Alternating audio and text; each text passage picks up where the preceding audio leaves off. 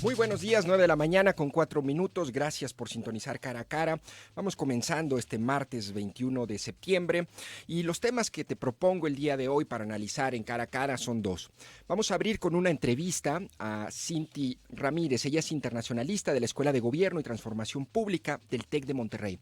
¿Y cuál es el tema con ella? Bueno, es el fenómeno migratorio. No sé si has visto últimamente en los portales de noticias, en las portadas de los diarios, en la televisión, tenemos toda una discusión y un debate en torno al fenómeno migratorio. Yo tengo un par de preguntas con respecto a este tema para Cinti, una especialista en asuntos también internacionales, una internacionalista de formación. Y una de esas preguntas es, ¿está teniendo AMLO un abordaje nuevo y mejor sobre el fenómeno migratorio, a diferencia de otros presidentes en el pasado, o es solamente puro discurso? Porque tú puedes ver cómo la Guardia Nacional, según los últimos reportes, detuvo o contuvo alrededor de 19,000 migrantes en la frontera sur el año pasado, y en este contexto ayer Andrés Manuel López Obrador da a conocer una carta que le envía a Joe Biden para decirle, a ver, vamos poniéndonos de acuerdo y vamos a tratar de resolver el problema de la migración juntos, y te propongo que implementemos el programa Sembrando Vida en países de Sudamérica, Guatemala, Honduras, El Salvador, y también impulsar Jóvenes Construyendo el Futuro.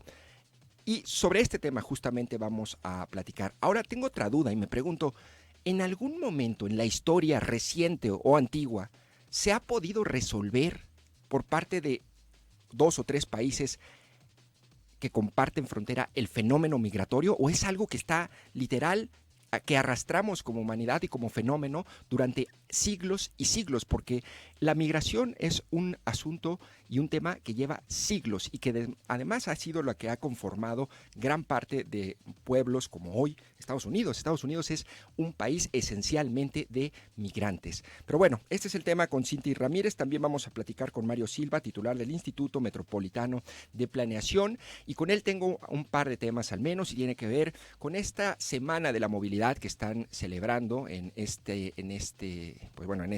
días, y el Día Mundial Sin Auto que se celebra el día de mañana.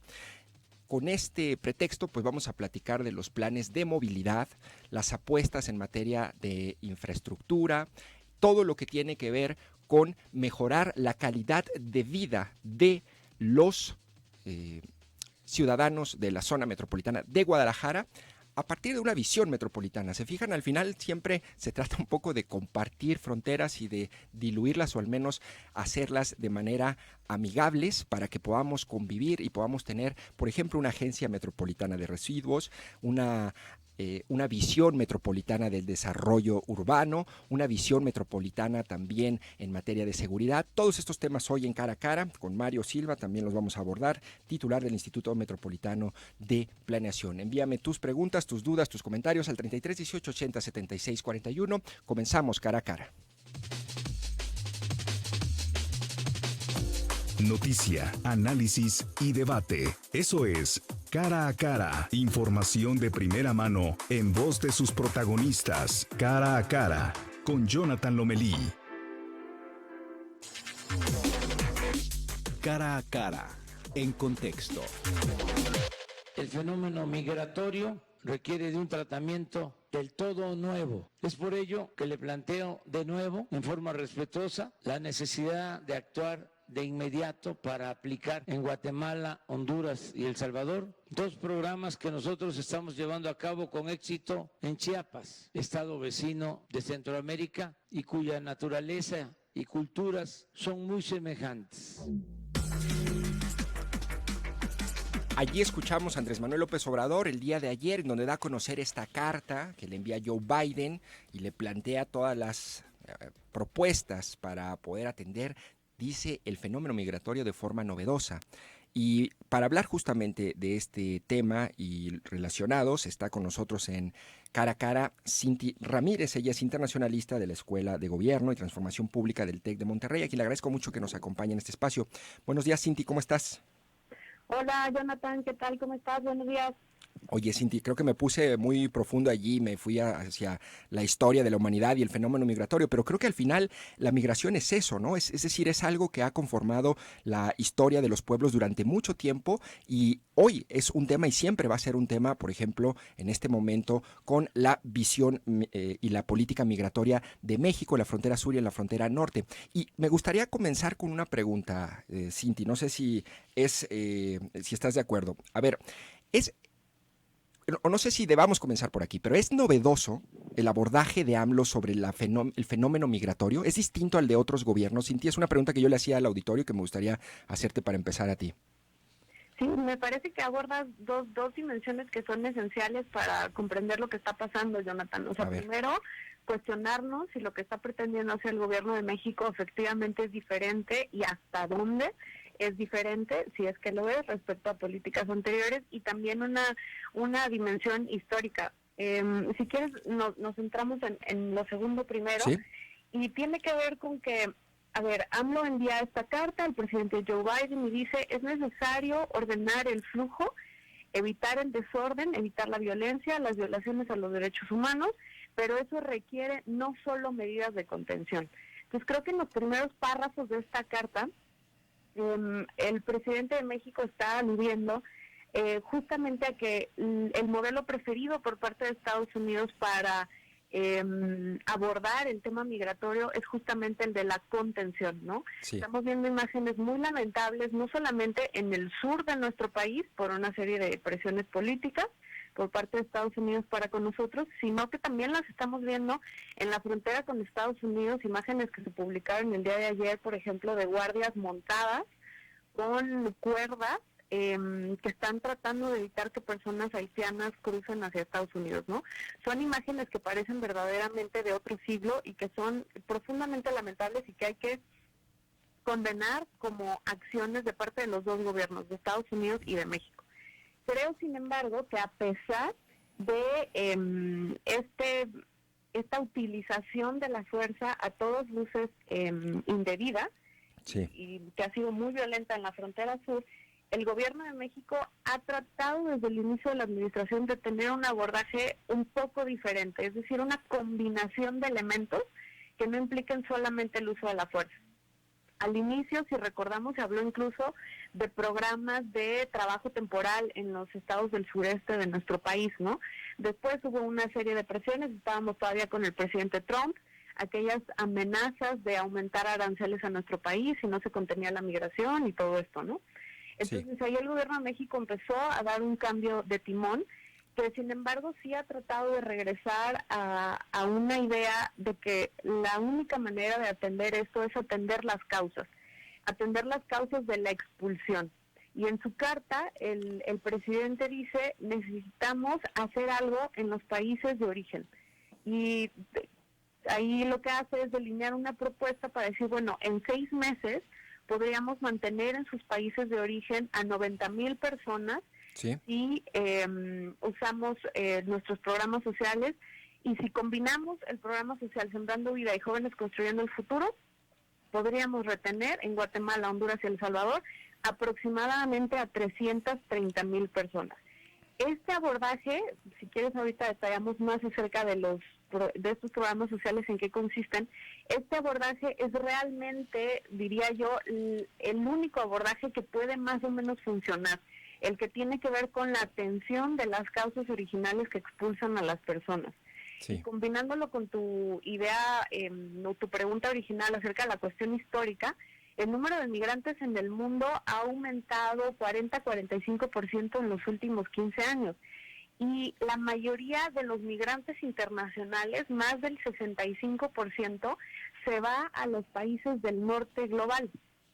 Eso es muy importante y es un dato que no hay que perder de vista, porque eso implica que más de la mitad de los migrantes internacionales residen en el norte global, y no solamente eso, sino que residen en 10 países, entre ellos Estados Unidos, desde luego. Sí.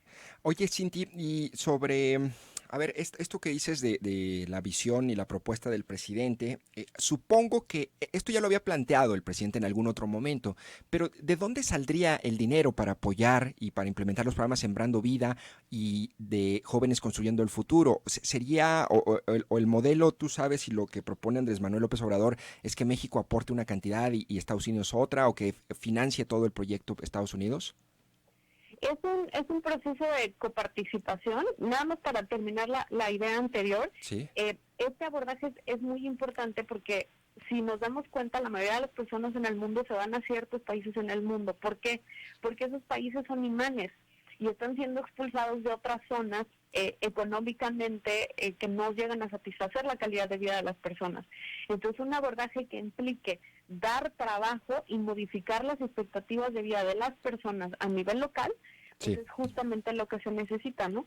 Entonces, lo que se plantea es un proceso de conversión donde México use los pilotos que se han usado, que se han llevado a cabo en Chiapas, para transmitir, pues, know-how, ¿no? Este asunto de cómo se han hecho estos proyectos para poder ampliar los proyectos más de 4 veces. Entonces, es un asunto en el que se le requiere inversión monetaria a Estados Unidos, dinero que, por cierto, prometió Trump y no dio, y que también volvió a prometer Biden y no ha llegado.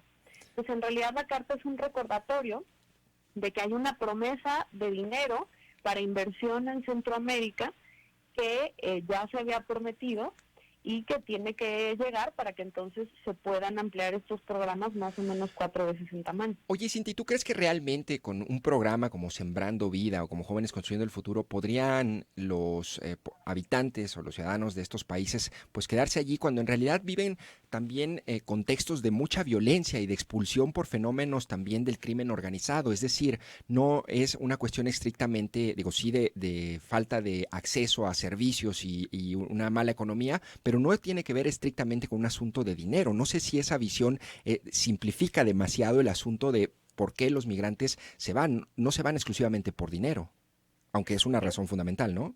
Sí, tiene razón. Es una combinación de fenómenos que en realidad es muy compleja porque no sabemos qué es primero, ¿no? Si la violencia o la debilidad económica y la falta de expectativas para los jóvenes, como ha sucedido en nuestro país. ¿Cómo es que el crimen organizado o las guerrillas pueden reclutar tan fácilmente a los jóvenes por 3,000, 5,000 pesos al mes? Pues tiene un componente económico también, ¿no? Entonces tendremos que hablar de causas primarias y secundarias. Es una combinación y esto desde luego no lo arregla todo porque, como bien mencionas, la violencia callejera en estos países está en niveles que son realmente de emergencia humanitaria. Y recordemos también que hay otro elemento. Los desastres naturales, los huracanes ocurridos el año anterior dejaron casi a 10 millones de personas en Centroamérica pues completamente a su suerte, como que también ha provocado un aumento del flujo de las personas que quieren subir, digamos, rumbo al norte hacia Estados Unidos. Entonces, en realidad es una combinación de debilidad institucional, falta de políticas sociales, desastres naturales, más todo el lastre de la corrupción, etcétera, que implica que las personas no tengan realmente expectativas de futuro, que se permita una violencia callejera rampante, ¿no? Claro. Oye, Cinti, y sobre, a ver, la utilización de la Guardia Nacional. A ver, a mí me da la impresión, y esta es la lectura que yo tengo, no sé si tú coincidas o qué opines, pero a mí me da la impresión que es muy fácil decir hay que apoyar a los migrantes y enviar una carta a Joe Biden, ¿no? Con eso de alguna manera medio puedes paliar un poco las críticas por parte del presidente de que está utilizando a una policía migratoria literal para contener a los migrantes de manera, hasta al menos lo que hemos visto ahorita, pues bueno, es con el uso de la fuerza.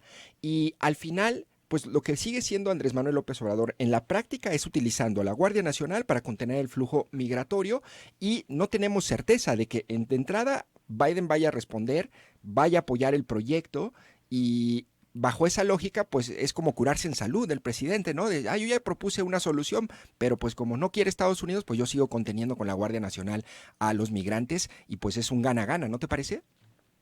Es sin duda una contradicción terrible por parte del gobierno, violatoria de los derechos humanos. Recordemos que hay derecho a no ser criminalizado, derecho a la dignidad humana y toda una serie de derechos de los que gozan las personas migrantes. creo que el problema aquí tiene que ver también un poco con la actitud que tiene la sociedad mexicana respecto a la migración.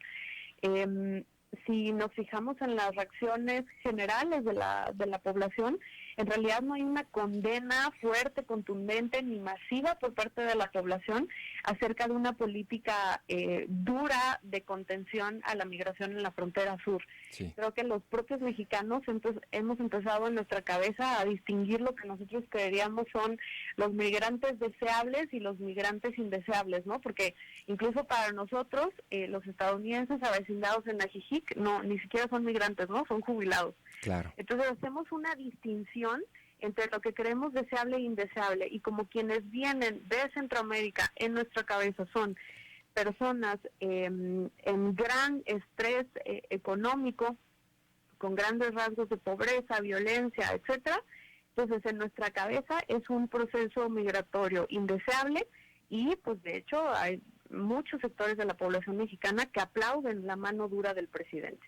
Claro. Entonces creo que también tenemos una labor ahí que hacer para presionar más fuertemente al gobierno en cuanto al tema de la contención, para que se mueva más en lo que esbozó al inicio de su administración, que sí es diferente a lo que está pasando, ¿no? Que tenía más que ver con la cooperación al desarrollo que con la contención militarizada de la migración. Oye, Cindy, y finalmente, ¿por qué, ahorita que hablabas de la distinción que hacemos en el tratamiento de los migrantes, ciertamente, pero a ver, ¿por qué a mí, como a lo mejor un tapatío promedio en la ciudad, debería importarme o preocuparme un asunto, por ejemplo, que creo que esa es la lectura de muchos, que está ocurriendo en la frontera sur, que está ocurriendo en la frontera con otros países y que, la verdad, digamos, parecería lejano, ¿no? Es decir, salvo este fenómeno que sabemos existe de tránsito, Jalisco como un estado en donde transitan migrantes,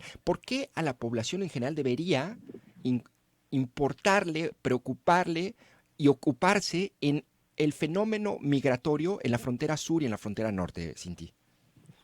Bueno, yo creo que tendríamos que reflexionar un poco más acerca de nosotros mismos. Guadalajara, zona metropolitana, pero todo el estado de Jalisco es uno de los estados que más expulsa mexicanos hacia Estados Unidos.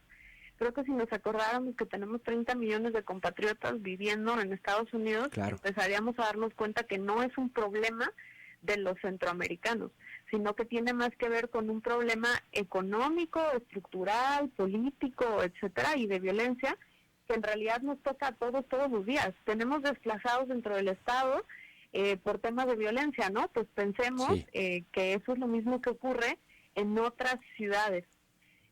También yo de repente hago un ejercicio con los estudiantes, invitaría a esto al auditorio, a quienes nos escuchan en este momento, a que dejemos de ver la migración como algo completamente ajeno a nosotros, ¿no? Siempre el migrante es el otro, pero yo no. Si yo me quiero ir a estudiar a Europa y quiero vivir y trabajar allá, no me considero migrante, ¿no? O sea, yo quiero ser un estudiante de intercambio, cuando en realidad lo que quiero y lo que tengo es una ambición de migrar. Bueno, además de eso, hagamos un ejercicio. ¿Cuántos y cuántas de quienes nos escuchan, digamos que dicen que son tapatíos, ¿no? Entonces piensen, yo soy tapatío, me encanta la torta ahogada, ¿no? Muy bien. Sí. Ahora pensemos, de nuestros padres y madres, ¿no? Papá y mamá, ¿ambos nacieron, por ejemplo, aquí en Guadalajara? ¿Qué tal? ¿La respuesta será sí o nada más uno? Después, de nuestros abuelos, ¿nuestros 4 abuelos nacieron en Guadalajara? Claro. Y ahí es donde nos damos cuenta que la respuesta en realidad es que no, que el proceso de la movilidad humana es tan natural como histórico. Y nos damos cuenta que entonces en realidad todos, en nuestra dimensión y en nuestra identidad actual, en realidad todos somos migrantes. En nuestra familia hubo alguien que en algún momento, o varias personas que en algún momento se movieron de su lugar de origen buscando una mejor expectativa de vida. Entonces creo que una manera de conectar con lo que sucede allá afuera en la calle es darnos cuenta que en realidad muchas de nuestras historias personales, logros, etcétera, se han construido a base de la historia en nuestras familias de personas que se movieron, de los Altos de Jalisco para acá, de Zacatecas para acá, de aquí para allá, etcétera, ¿no? Claro. Creo que entonces veríamos la migración como un fenómeno mucho más cercano y como un intento por parte de las personas de acceder a mejores oportunidades. Y así podríamos conectar mejor, ser más empáticos y entonces participar más en las labores de inclusión y de proyectos sociales para con las personas migrantes. Pues Cinti Ramírez, internacionalista de la Escuela de Gobierno y Transformación Pública del TEC de Monterrey, te agradezco mucho que nos compartas esta reflexión. Muchísimas gracias, Jonathan. Gracias, Cinti. Te envío un saludo. Pues ahí está. ¿Qué tal? Es un buen ejercicio, ¿no? Al final me parece que en estos tiempos es fundamental la empatía, y la empatía pues también con todas estas personas que salen de su país, de sus países expulsados, con problemas económicos, con problemas de violencia, y que van a buscar simplemente una mejor oportunidad o mejores oportunidades de vida. Ahí está la reflexión. 9 de la mañana con 25 minutos. Te recuerdo el teléfono de WhatsApp, 33 18 80 76 41. ¿Qué opinas de este tema que acabamos de abordar? Vamos a un corte y regresamos con más en Cara a Cara. Mantengámonos cerca. Línea WhatsApp 33 18 80 76 41. 91.5 de FM, Zona 3. Festival Internacional de Cine en Guadalajara. Lo mejor del cine mexicano e iberoamericano. Conferencias magistrales, tus actores y directores favoritos. Del 1 al 9 de octubre en la Cineteca de la Universidad de Guadalajara. Guatemala, país invitado. Festival Internacional de Cine en Guadalajara. Es para ti. Universidad de Guadalajara presenta. Soy Pepe Gordon. Este domingo conversaremos con el juglar cósmico Fernando Rivera Calderón sobre la resonancia de su música en nuestra conciencia colectiva y de su proyecto Monocordio que cumple 20 años. Hablaremos también del poder de la resonancia en la ciencia, en el arte y en las relaciones interpersonales. Nos escuchamos este domingo a las 10 de la noche en la Hora Nacional. Crecer en el conocimiento, volar con la imaginación. Esta es una producción de RTC de la Secretaría de Gobernación. Antes solo tenías una cocina, luego le sumaste una cafetera y ahora con el dinero electrónico que ganaste con Coppel Max te compraste la mejor tostadora del mercado. Para ti que siempre quieres Max, tenemos Coppel Max. Si tienes crédito Coppel, todas tus compras y abonos puntuales consecutivos suman dinero electrónico para futuras compras. Conoce más en coppel.com. Coppel Max, programa de recompensas. Antes solo tenías un televisor, luego gracias al dinero electrónico que ganaste con Coppel Max le sumaste la consola y ahora deseas tener el último videojuego. Para ti que siempre quieres Max, tenemos Coppel Max. Si tienes crédito Coppel, todas tus compras y abonos puntuales consecutivos suman dinero electrónico para futuras compras. Conoce más en coppel.com. Coppel Max, programa de recompensas. ¿Y esta sandía sale buena? Mire de dónde me la traen. ¿Y acepta CODI? ¿CODI? Si tienes celular, cobra con CODI. Busca CODI en la aplicación móvil de tu banco o institución financiera. Ahí genera tu código QR. Tus clientes solo tendrán que escanearlo, poner la cantidad a pagar y listo. Lo mejor, no pagas comisiones. Conoce más en codi.org.mx. CODI, la nueva forma de pagar en México. Si tienes celular, usa CODI. CODI opera bajo la infraestructura y características del SPEI. CAT promedio 78.4% sin IVA. Más información en www.santander.com.mx. Si cada quien tiene su propio sueño, que cada quien tenga una tarjeta única. Presentamos la IQ de Santander. La tarjeta sin anualidad que puedes personalizar por dentro y por fuera. Prendes y apagas sus beneficios desde la app. Y son tan seguras que si no reconoces un cargo, te lo devolvemos al instante. Además, eliges el diseño de la tarjeta y la causa que quieres apoyar. Acércate a Santander y elige una tarjeta Like You. XHGO, Zona 3, la radio específica en el 91.5 FM, una emisora de noticias, música y reporte vial, transmitiendo desde Guadalajara, Jalisco, México, en Avenida Mariano Otero 3405, Fraccionamiento Verde Valle, con 250,000 watts de potencia. Grupo Promomedios Radio, 50 años de comunicación en evolución. Cara a Cara, la entrevista. 9 de la mañana con 29 minutos y le agradezco mucho a Mario Silva, titular del Instituto Metropolitano de Planeación, que nos acompañe en este espacio de Cara a Cara. Muy buenos días, Mario, ¿cómo estás? Jonathan, ¿cómo estás?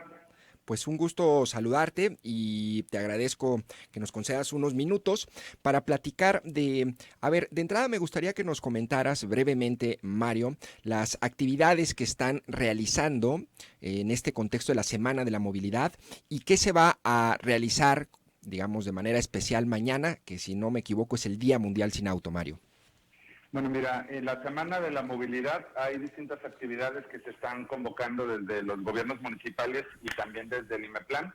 Sí. Nosotros comenzamos el pasado sábado 18 con una rodada y con un ejercicio de consulta y socialización del Plan Integral de Movilidad Urbana Sustentable. Nosotros ya estamos en la última etapa de revisión del trabajo del Estudio Origen-Destino 2021, que en esta ocasión tiene la variable COVID, y que los datos que pues empieza a arrojarnos de manera preliminar y que estamos empezando van a ser importantes para actualizar este instrumento. También hay un trabajo que se hizo en relación a Mi Bici y al tema de hacer visible el tema de las ciclovías. Y en el tema del Día Sin Auto, hay un recorrido multimodal que comienza este martes 21 a las 7 de la tarde partiendo de la estación Zapopan Centro. Este se hace en colaboración con distintos colectivos y organizaciones. Y hay otra rodada nocturna que se está haciendo el viernes 24. Este está convocado por la Dirección de Medio Ambiente de Guadalajara, la Agencia de Bosques Urbanos y obviamente pues con el apoyo de IMEPLAN y la Agencia de Infraestructura de Movilidad. Y en el marco del Día Sin Auto pues van a tenerse distintas activaciones en puntos de las ciclovías para compartir información, algunos aditamentos para las personas ciclistas en términos de que sean más visibles y tengan más seguridad. Y bueno, fundamentalmente es lo que se tiene contemplado. Sí. Oye, Mario, sobre esta encuesta de movilidad 2021, ¿qué datos preliminares nos podrías compartir que ha arrojado como resultados? ¿Y qué es lo que va a medir esta encuesta? ¿Y cuándo la dan a conocer, Mario? Mira, la encuesta se levantó en el mes de mayo, bueno, empezó en marzo y terminó en mayo. Sí. Es una encuesta que nos dice modos, medios de transporte, tipologías, porcentajes de participación y reparto modal, es decir, cuánta gente usa camión, cuánta gente usa auto, cuánta gente anda en bici. Y también se levantaron datos de la movilidad pre-COVID y post-COVID, cómo la pandemia impactó los hábitos de desplazamiento.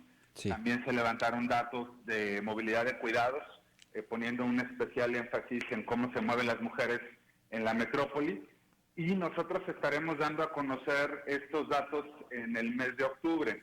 Hemos tenido un poco de retraso porque sí tuvimos que analizar un volumen de información importante, pero pues prácticamente en octubre estará listo. También vamos a estar entregando el Atlas de Riesgos del área metropolitana, que también ya está listo y en su etapa final de revisión. Sí. Y también esta información del Atlas será importante, sobre todo porque vamos a incorporar muchos temas de los riesgos por inundaciones y temas que han estado pasando recientemente en el área metropolitana, entre otras cuestiones. Sí, oye Mario, ¿nos puedes adelantar algún dato o algo de información sobre esta encuesta? ¿Si cambió la forma de movernos o todavía no tienes información? No, Jonathan, pero sí va a haber datos. Lo que sí te puedo decir es que van a haber datos interesantes. Bien. Hay datos interesantes y creo que la movilidad en transporte público va a darnos información muy peculiar, y también la movilidad ciclista pues evidentemente tiene un repunte. Son más de 14 años que no se levantaba un estudio de este tipo, y cuando se hizo la primera encuesta de estas características en el 2007, pues tenía poco tiempo la vía recreativa, no había ciclovías, no existía Mi Bici, no estaba mi macro calzada operando, no estaba la línea 3, en fin, muchas de las cosas que hoy existen no estaban en funcionamiento. Entonces los datos son muy interesantes. También levantamos información sobre acoso en transporte público, también esa información se va a dar a conocer, pero no te podría dar más datos porque hay que dar mucho más contexto. Muy bien, Mario. Oye, y entiendo que también en este contexto de la Semana de Movilidad, pues están haciendo ahí algunas especies como de mesas o talleres o consultas para elaborar este plan integral de movilidad urbana sustentable, que le denominan ahí ustedes el PIMUS, y que tiene que ver con el plan de movilidad para la zona metropolitana. ¿Qué es lo que va a contener este plan, Mario? ¿Cuándo va a estar listo y en qué sentido es o por qué es importante? Mira, el PIMUS, como lo conocemos nosotros, es un plan que nos permite reorganizar estrategias de movilidad y transporte en la metrópoli. Lo estamos haciendo de la mano de la Agencia Alemana de Cooperación Internacional y lo hemos estado construyendo también con los municipios. Hemos tenido diferentes foros de participación con vecinos, vecinas, organizaciones civiles, no solo en temas ciclistas. El PIMUS va a abordar temas como gestión del estacionamiento, el tema del transporte de carga pesada. Una innovación que contendrá en esta ocasión es todo el tema de la estrategia logística y reparto de mercancías, que es un asunto que se incrementó con COVID. También va a contener elementos de educación vial y obviamente las grandes temáticas que están vinculadas al transporte público, al transporte masivo, el uso de la semaforización para aumentar estrategias de seguridad vial. Entonces, el PIMUS es importante porque se utiliza para la gestión de recursos cuando se inscriben proyectos como Mi Macroperiférico, Línea 4, cuando se hacen proyectos de urbanización o redensificación, que es uno de los temas que, por ejemplo, el presidente Lemus ha anunciado para el caso de Guadalajara. Sí. También es útil para reorganizar el transporte público, aunque nosotros ya entregamos el mapa base de cobertura que aumentó 33% la cobertura del transporte público en la metrópoli desde agosto 2019. Sirve también para el reordenamiento de paradas de transporte público, que también nosotros ya liberamos esa norma técnica y quedaron validadas más de 11.400 paradas de transporte en la ciudad. Sirve para reorganizar la estrategia ciclista o de infraestructura ciclista. En ese sentido, pues se llevan avances importantes y que se retoma el anterior plan maestro en este tema, que se elaboró en 2007 también. Entonces, bueno, impacta directamente la vida de la gente porque lo que intenta es acercar los medios de transporte con más eficiencia hacia los lugares donde la gente los necesita. Oye, esto que decías de que entregaron el reordenamiento de las rutas, eso ya está, digamos, en el planteamiento, en el plan, pero ya se aplicó el reordenamiento de las rutas, digamos, en sentido estricto, en la realidad, o todavía falta. Falta todavía. La primera etapa era el reordenamiento de la mano del tema de la reestructura, el asunto del registro de transporte para saber quiénes tienen permisos, concesiones, etcétera. Y nosotros entregamos ese mapa que elaboramos con los 9 presidentes municipales. En ese sentido es diferente a cualquier otra estrategia que se haya llevado antes, porque por primera vez los municipios participaron en el diseño de las rutas y sobre todo Zapotlanejo, Ixtlahuacán, parte de Tonalá, sur de Tlajomulco, norte de Zapopan y El Salto, son municipios donde la cobertura es bastante mala, o era bastante mala hasta antes de este mapa, y ahora lo que toca está en la cancha de la Secretaría de Transporte, con los programas de servicio, con la creación de la ruta empresa, o las rutas empresas que van a empezar a llegar a estos lugares. La prioridad ha sido el impacto que generó la reestructuración de rutas por la entrada de Línea 3 y por la entrada de Mi Macroperiférico, y también vendrán posteriormente estos otros cambios en las rutas que van a estos puntos de la metrópoli. Bueno, Mario, oye, también me gustaría preguntarte en otro tema que también es importante y es sobre esta Agencia Metropolitana para la Gestión de Residuos. ¿Qué avances hay con los alcaldes en dos sentidos, Mario? Para plantear la posibilidad de un relleno sanitario, es decir, ubicarlo, tener un terreno en donde se pueda ubicar, y la otra es si sí es viable o siguen evaluando la opción de una agencia metropolitana para la gestión de residuos sólidos, que lo último que leí sobre una declaración del gobernador decía, bueno, esa es mi propuesta, pero los alcaldes al final tendrán la última palabra. Efectivamente, la propuesta es, que vino por parte del gobernador, era la creación de la agencia. Nosotros en el esquema de coordinación metropolitana tenemos un proceso que está establecido, y es que todas las decisiones que se adoptan son por unanimidad y son en el pleno de la Junta de Coordinación. Es la mesa donde se sientan los alcaldes, el gobernador, el Consejo Ciudadano Metropolitano, y ha tomado más de 270 acuerdos en su historia, todos han sido por unanimidad. Sí. En este sentido, han existido reuniones que no se han dado todavía en el marco de la Junta de Coordinación, no hemos sesionado, posiblemente tengamos sesión el 29 de septiembre, y esta sea la última sesión de esta generación de presidentes y presidentas municipales que comenzaron en el 2018 y que terminan ahora en septiembre de 2021. Lo que hemos estado trabajando nosotros pues es en recopilar información y en una serie de diagnósticos, pero es importante decir, Jonathan, que el 14 de diciembre del 2020 se aprobó el Plan de Acción Climática Metropolitana, el PAC Metro, que tiene una meta muy concreta en relación a el asunto de los residuos, porque plantea como meta obligatoria la reducción del 30% de los residuos que entran a rellenos sanitarios dentro del área metropolitana de Guadalajara. Entonces, creo que ese es un asunto fundamental porque cualquier decisión que estemos tomando, más allá de la ubicación de un centro de economía circular y más allá de la ubicación de a dónde llevar en este momento residuos con el cierre de Laureles, es no perder de vista que hay un compromiso de reducción de residuos.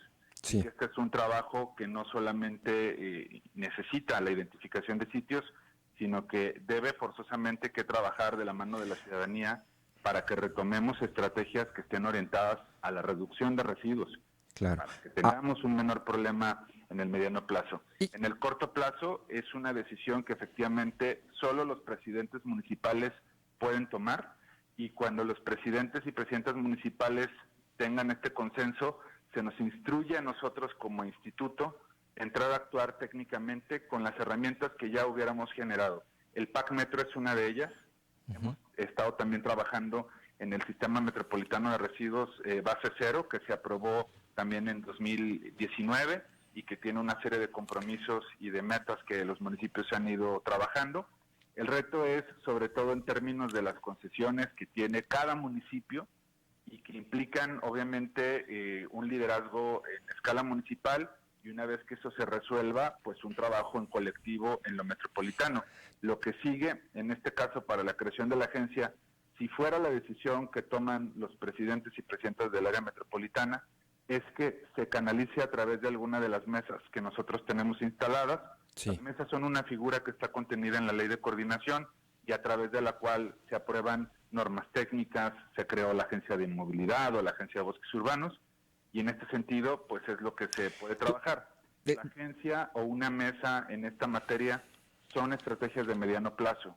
Claro. Son estrategias que tienen que revisar con un horizonte de 10, 20, 30 años, cuáles son las mejores prácticas, qué es lo que es real hacer en este momento, qué impacto tendría esa decisión sobre las finanzas municipales y cómo podemos en colectivo generar economías de escala. Al final del día, todos los problemas metropolitanos generan interdependencias.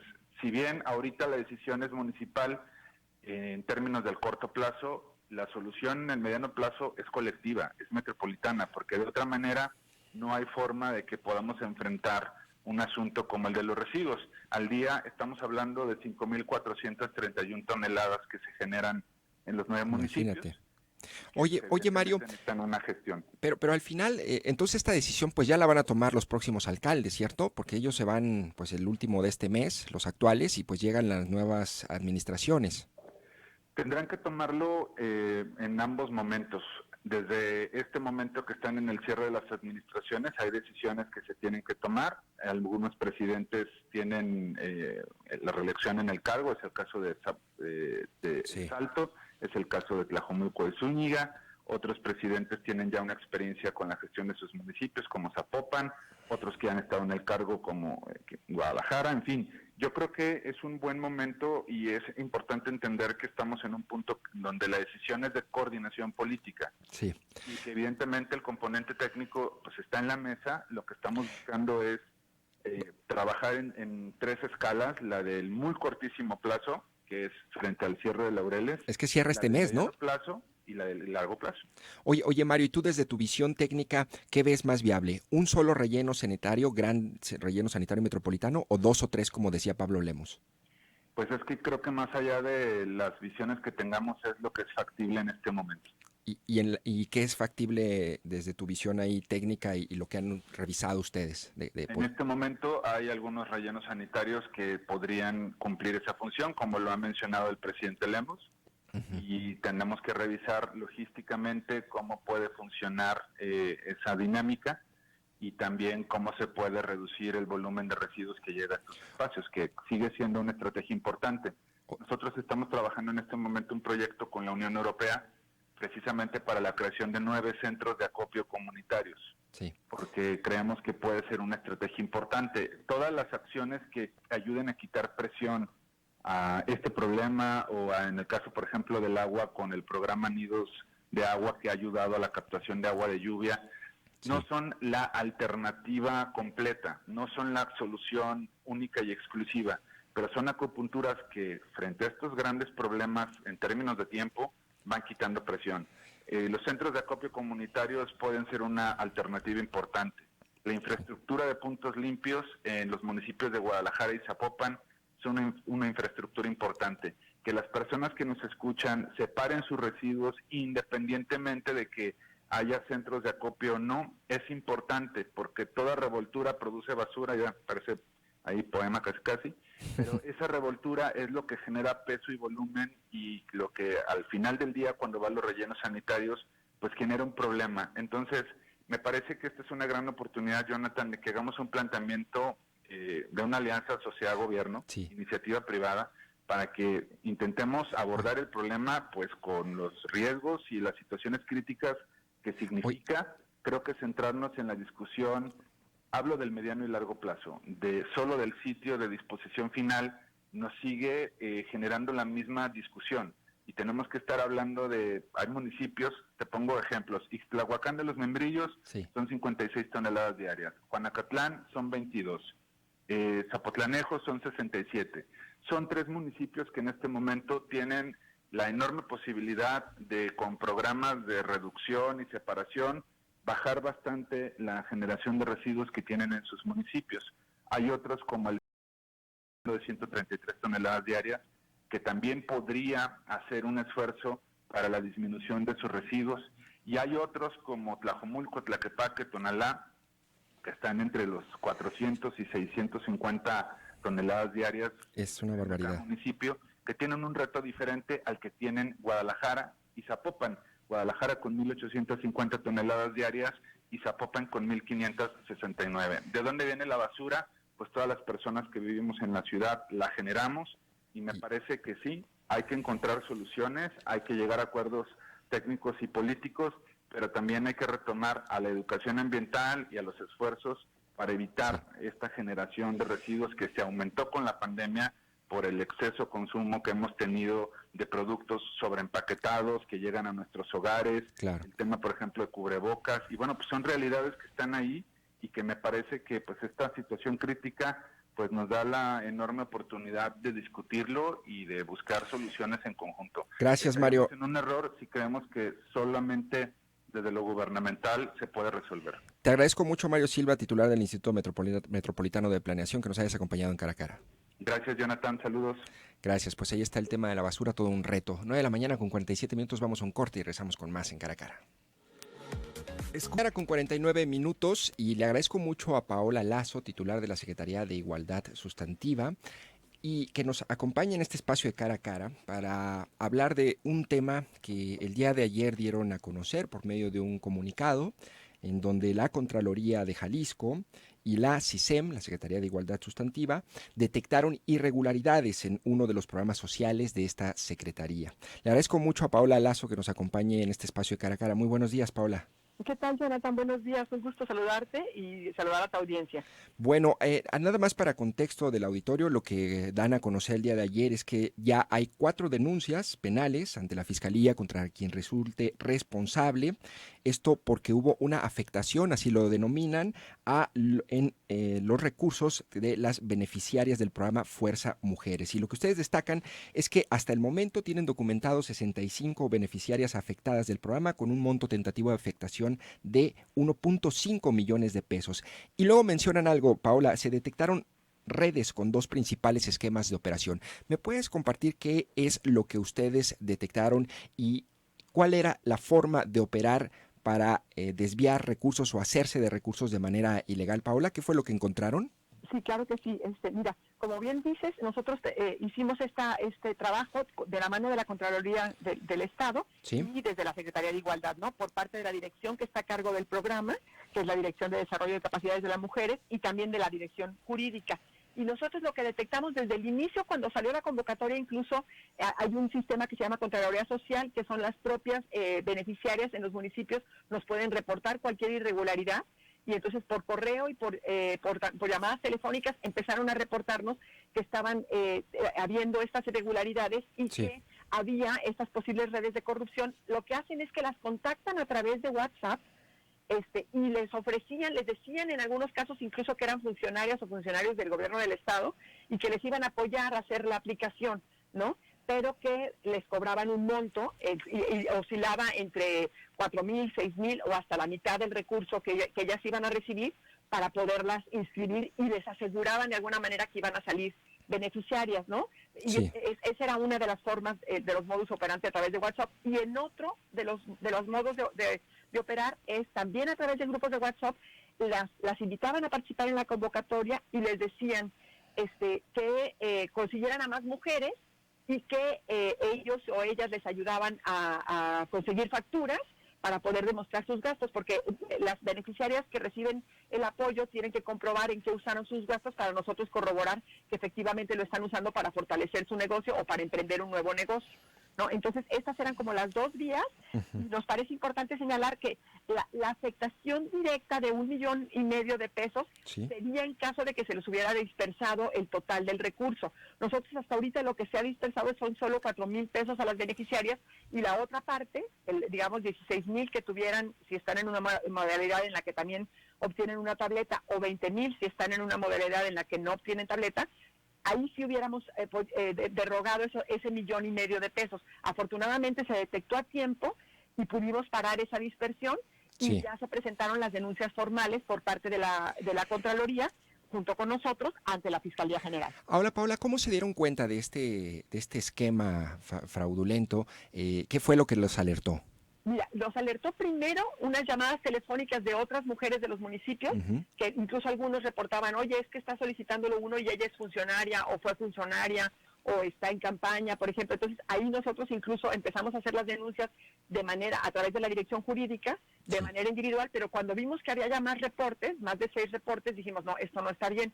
Y entonces involucramos al órgano interno de control de la Secretaría, que depende de la Contraloría, y todo el equipo de Contraloría entonces empezó a hacer la averiguación de la mano de nosotros, ¿no? Y entonces uh-huh, empezaron a ver, empezamos a hacer cuenta que cuando íbamos a dispersarles, entrevistábamos a algunas de las beneficiarias, y ellas mismas nos decían, no, pues es que me agregaron este grupo de WhatsApp, o me pidieron y me entregaron documentos falsos, y entonces empezamos a cotejar, ¿no? Y a ponernos como más, a tener una mirada más fina a la corroboración de los insumos y de los documentos que nos entregaban, y así fue que se empezó a generar esta construcción de estas dos hipótesis de modus operandi, sí, digamos, y entonces se construyeron ya formalmente las denuncias, lo hizo la Contraloría, sí, pero nosotros facilitando, digamos, la información y tratando también de dialogar y de entrevistar a las mujeres beneficiarias para ver qué era lo que estaba obteniendo, porque nos preocupaban dos cosas. Una, por supuesto, que no se estuviera abusando de mujeres en situación de vulnerabilidad y que estaban en una situación tan precaria que estaban dispuestas a dar la mitad de su recurso con tal de obtenerlo, ¿no?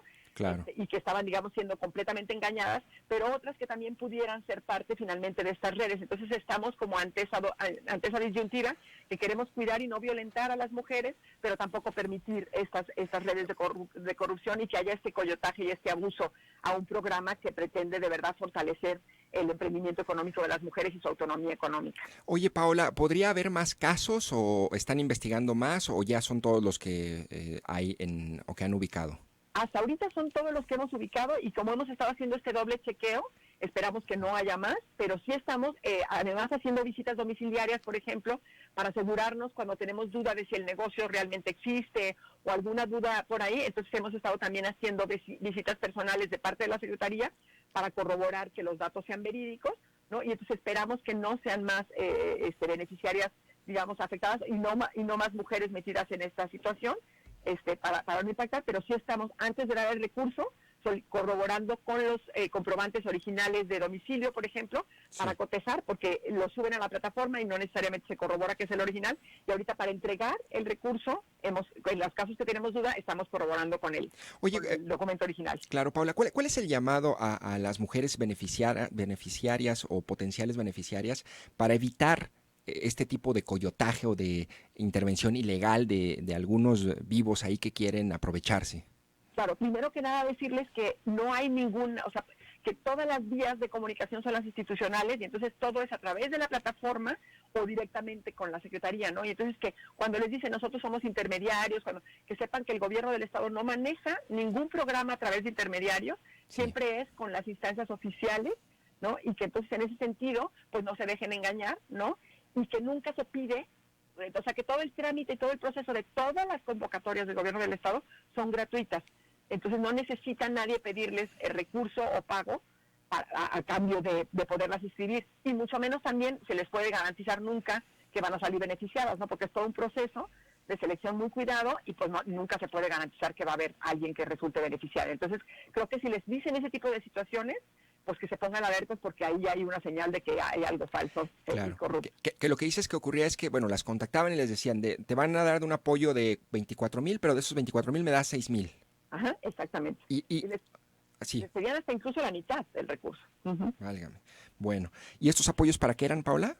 Estos apoyos son para fortalecer sus negocios, sí, ¿no? Desde la tiendita hasta el negocio más amplio, ¿no? La producción de pollos, la carnicería, el negocio de cosmética, los distintos negocios y emprendimientos que tienen las mujeres. Entonces el recurso va para fortalecer el negocio y también para capacitarlas en cómo usar mejor su recurso y cómo poder crecer el negocio. Y esta capacitación se les daba en 2 días.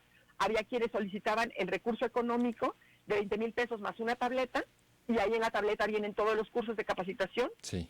Y si no, si pedían el total, que eran los 24,000, el curso lo tomaban en línea. Y con las comunidades indígenas hemos asistido a darles el curso de manera presencial para asegurarnos que comprenden la información y que les podemos apoyar más directamente. Bueno, Paola, finalmente, ¿creen ustedes o presumen, porque lo que más o menos nos relatas es que pues sabían, al menos estos coyotes, cómo operaba muy bien el sistema y el programa? ¿Creen ustedes o presumen que pudiera haber funcionarios involucrados? Quisiéramos pensar que no, pero pues nunca puede uno meter las manos al fuego, ¿no? Entonces también estamos haciendo una revisión, por supuesto, al interior de nuestra dependencia y de otras dependencias, y eso también esta pista también la está siguiendo Contraloría. Esperemos que no haya ningún funcionario o funcionaria involucrado, pero en caso de que lo haya, también va, por supuesto, a tener su denuncia y su procedimiento institucional, ¿no? Bueno, Paola, y fueron 4 denuncias penales y las interpuso la Contraloría, ¿verdad? Así es, 4 denuncias hasta el momento, así es. Bueno, ¿algo más sobre este tema que quieras añadir, Paola? Nada más, pues que ojalá, que la verdad es que les agradecemos mucho que se informe de esta situación, porque nos interesa, por un lado, frenar cualquier posible red de corrupción, pero también transparentar la preocupación que tenemos como dependencia del gobierno del Estado de que los recursos sean bien utilizados, lleguen a las personas que realmente los necesitan, ¿no? Y que no se desvirtúe en un programa que tiene una misión tan loable, ¿no? Claro. Como es el fortalecer la economía de las mujeres. Te agradezco mucho, Paola Lazo, titular de la Secretaría de Igualdad Sustantiva, que nos hayas acompañado en este espacio de Cara a Cara. Muchas gracias a ti, Jonathan. Gusto saludarte y saludos a tu audiencia. Gracias. Pues bueno, ya escucharon allí, el gobierno no tiene intermediarios, no te cobran por ese tipo de trámites de apoyos como el programa Fuerza Mujeres. Ya hay 4 denuncias interpuestas ante la Fiscalía del Estado y es parte de lo que nos informa Paola Lazo, titular de la Secretaría de Igualdad. 9 de la mañana con 59 minutos. Te agradezco mucho que me hayas sintonizado. Yo soy Jonathan Lomelí. Nos escuchamos a las 9 de la mañana el día de mañana.